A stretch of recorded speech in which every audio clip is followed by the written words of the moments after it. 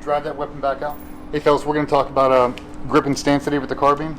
We got Chris here, obviously not a novice, super experienced, but we're trying to break it down for everybody because I know you're going to go out and train everybody. Everybody loves passing knowledge and knowledge transfer. It's a good thing, it's positive. So working from the bottom up, the way we start these guys is we're talking about body armor and squaring up to the target, presenting plates if you had them. For the sake of the argument, I want you to point your toes towards the target, pretty much in line.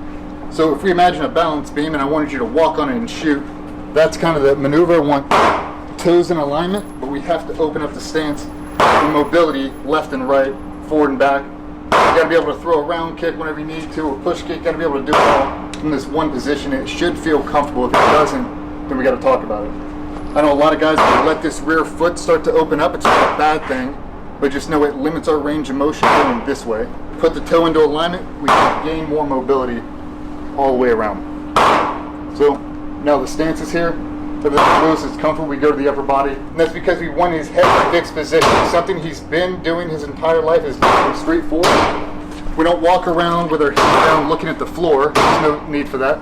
Head in a neutral position. If he brings it straight up, it should be in his eye line. He shouldn't have to search and reach for it. He's pulling the gun into his shoulder with the support hand.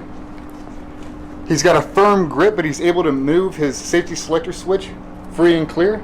That's one reason we don't run ambi safeties, because we keep our finger outside. So when we drop in, it's nice and clean. Everything should feel completely natural. Everything's in alignment. He's not forward leaning. I know a lot of guys out there who do CQB know exactly what I'm talking about, the old school, where we really start to lean. If he leans into this thing, it takes up somebody else's field of fire inside of their sector. So we're responsible for everything in and around our body, to include our gear, and then how far we present into certain scenarios. Just being spatially aware the entire time, it's super important. So as you guys are getting a baseline of your own people, when you look at their stance, if they're throwing shots, if it looks unnatural, if something looks off, we can start the stance and we can basically bring it up. Does grip look fine? Yes. Stance look fine? Yes. Is he dropping his head? No. As we drive that weapon out, he goes into his eye line. We seat the buttstock into the shoulder pocket.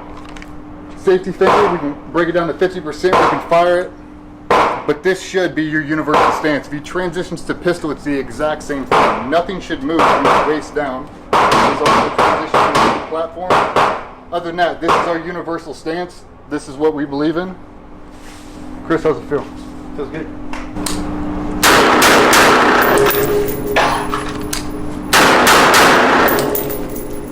I definitely